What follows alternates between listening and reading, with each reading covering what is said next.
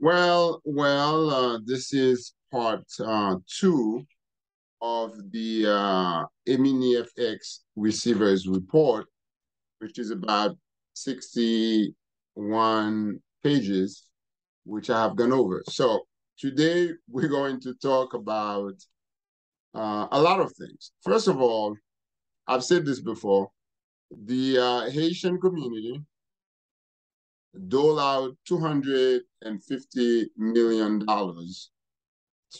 EminiFx. So this is not a poor community. A poor community just simply doesn't have $250 million to waste. So we can no longer say that the Haitian community is poor. The Haitian community is not poor. In fact, if the Haitian community could come up with $250 million to invest in a Ponzi scheme, I can safely say that, happily say that the Haitian community is indeed a rich community. Now, one of the things I want to talk about today, because so many of you have asked questions about when you're going to get your money, when you're going to get your money. First of all, let me say that if and when you get any money at all, it would not be anywhere near what you have invested. First of all, in this report that I'm holding in my hands, the receiver clearly stated in the report that it would take many, many years before they can round up everything and decided how much money each person will receive. Now, if you are an investor and you do have your name, you had an account with EminiFx, and suddenly if you did have an account, your name would be on the list. And for many of you who probably do not want people to know that you have invested in EminiFx, because quite frankly, it's an embarrassment, okay? Your name would also be published if you had an account. And as soon as they make those names available, when the receiver does, probably in a matter of 2-3 years, I will certainly publish it myself, and I will certainly talk about it. But for now, let's talk about the what's going to happen. Okay, the receiver filed this report explaining to the court what they're trying to do. Certainly, and let me say to you, the receiver had already spent $256,000, money that they paid to, and the lease agreement that some of it they paid to the lease agreement, the rent that Eddy Alexandre had in his office in Manhattan. All the employees of EminiFx had been fired. They all been paid the last paid, so there is no more job for them. The only two employees of EminiFx we did not get paid was Eddy Alexandre and his wife, the chief financial officer, the CFO of EminiFx. So so EminiFx is done, website is down, it's all totally done. Now, let's talk about your money. So far, the receiver said he had collected $62 million. $62 million. Now, the receiver, with the assistance of Eddy Alexandre, discovered a cryptocurrency account, okay? And the cryptocurrency account has 3,657 BTC coin worth about $85 million. So it could have been more because the price of crypto had just decreased by 50%. It could have been more money. But now it's $85 million. And that account had been swiftly seized by the receiver. And that account is under the control of the receiver. And the receiver was able to get to that account because Eddy Alexandre gave them the key to find the account. So they have the account. So overall total money invested was $250 million. And hopefully, maybe, I shouldn't say maybe, by the end of 5 or 6 years, maybe some of you might see a little bit of money. Now, let me explain to you why this is going to take so long.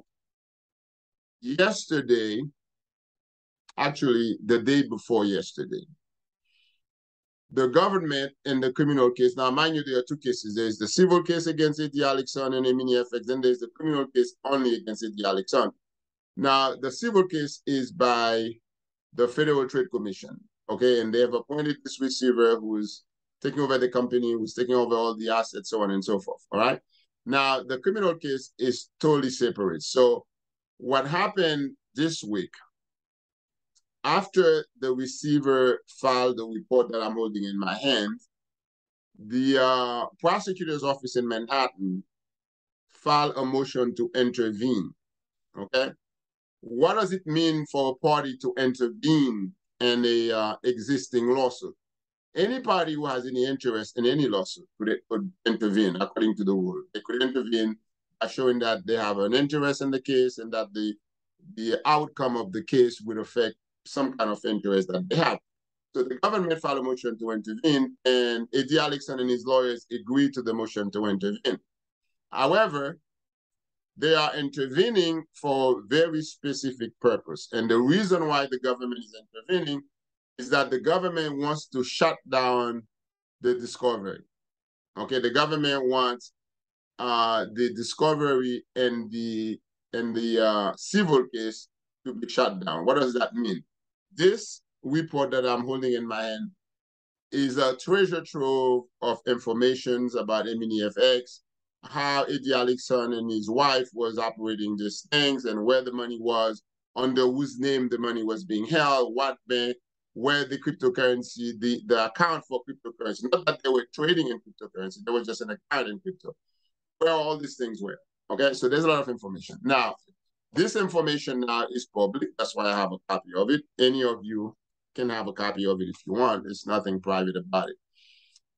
The government wants to stop discovery, to stop the discovery. And the government claimed that sharing information with the public or with Eddy Alexandre will jeopardize the criminal case. What exactly do they mean by that? They mean that the basis of their claim is that Eddy Alexandre lied to his investors. Eddy Alexandre did not invest the money the way that he said he would invest it, which certainly the interest, the money that Eddy Alexandre claimed he was paying, it wasn't really money that he made as a result of investment. It was just a Ponzi scheme, which is basically what this report says. But the reason why I suspect the government wants to shut down the discovery in the civil case is that the investigation is continuing. And since the government had gotten copies of all the investors, all the people who invested, they're probably going to look to probably indict more people. I mean, conspiracy, as I've said before. So there's always a possibility that the government can either indict other co-conspirators, I mean, people who were egging on other people to invest, or people who were collecting money from other people to invest on EminiFx, knowing fully well that this was illegal, that it was a Ponzi scheme. These people certainly have some kind of criminal liability. So that could be the reason why the government don't want information to get out. They want to shut it down. So whoever's the target of the investigation, they wouldn't have any idea that they're being investigated. I mean, that's the way the federal government wants. The other reason also that the government wants to shut this down is that in a jury trial, if this case goes to a jury, because remember what I said before, I said that Eddy Alexandre has a lot of support in the Haitian community. There are a lot of people who support it. Some people stay quiet. They haven't said anything bad. They're just watching to see what's going on. Me, I have the benefit of experience. I have the benefit of having been an attorney, having been a defendant, having been a defense attorney. So I know how the system works, and I know what's going to happen. And everything that I've said is exactly what's happening. There ain't going to be no surprises. If you listen to me, you would know exactly what's going to happen before it happens. So the other thing is the government certainly don't want the evidence to be out there for potential jurors to look at it. They want to be able to present it in a court of law where the juror would see it for the first time. They don't want it out there. Now, Eddy Alexandre lawyer sent a letter to the judge claiming that the receiver had been talking to the media about what's going on with EminiFx, and then that they would like the receiver to stop talking to the media.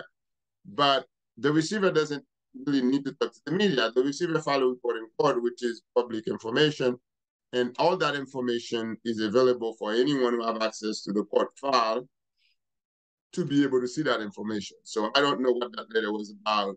I don't even think that letter made any sense at all, because the biggest problem Eddy Alexandre has, and maybe his wife too, as chief financial officer of EminiFx, is not the receiver. The biggest problem that he has is the criminal liability. That's his biggest problem. So if I was his lawyer, I would figure out how to defend him, although it's becoming increasingly difficult to mount a defense because the receiver did not find any investment whatsoever. Now, in all fairness to Eddy Alexandre, there was one investment that he made that was made under his name for $9 million. And according to the receiver, he lost $7 million out of the $9 million. I think most of the investors probably didn't know if that much money was lost. But yes, that's what happened. He lost $7 million. Now, the next thing is that the government, okay, I'm talking about in the criminal case, the government is going to win this motion. The judge is going to shut down the discovery. They're going to shut it down. And in fact, the government is asking the court to stop the civil proceeding, to stop the civil case until after the conclusion of the criminal case. Now, this is not unusual. It is not unusual at all. Usually, when you have a criminal case with a civil case, because the two cases overlap, they all come from the same set of circumstances, the same set of facts. The criminal case would usually take precedence. In other words, they want to be able to go ahead and convict someone. And then they say, well, now you can worry about the civil case. Now we got our conviction. So the government wants the Federal Trade Commission and its case to be shut down until the criminal case is over. Now, understand what this means to you if you're an investor, okay? So the criminal case may take 3 to 4 years to come to conclusion. And if Eddy Alexandre goes to trial and is convicted, is sentenced, there will be an appeal, I'm sure. And that would also take an extra 2 to 3 years for the appeal. So we're looking at anywhere between 4 to 7 years before this come to a conclusion. Now, after this was all over, then the receiver will go back to court and say, okay, judge, this is where we are. But meanwhile, okay, the receiver will continue to investigate, will continue to look at where the assets are so that he can get them. He simply would not share that information with anyone. And certainly, Eddy Alexandre will probably not have the benefit of that information. So, if you had some money tied up on EminiFx and you were hoping to get that money back, well, you might get some money back. But he may not even be in this decade. It may be in the year 2030, maybe. Who knows? This is what, 2023 already, almost next 2022. So it could take that long for you to get your money. Think about, I don't know, think about what happened to Bernie Madoff. Bernie Madoff, he was 7 years, I think 8 years after Bernie Madoff was convicted, sentenced to 150 years in prison, that his victim, the investors, were able to get some of their money back. So it took, many years, nearly a decade. So I'm not saying that the EminiFx will take a decade, but I'm saying that the government wants the civil case to stop while they're proceeding with the criminal case. And the sooner they can resolve the criminal case, the better. Now, the fastest way to resolve a criminal case, if the defendant takes a plea and give up his right to appeal, I seriously doubt that Eddy Alexandre would want to do that, because obviously his position is he didn't do anything wrong, so he may not want to take a plea. So he's going to have to go to trial. And if he goes to trial, you never know. I mean, you never know. He could win the trial. He could win a trial. I mean, you can have a jury that decided that he didn't do anything wrong, although based on this report that there was no investment, I doubt that he'll be able to have a defense, because the government case is what was a Ponzi scheme, really. That's what the government is saying.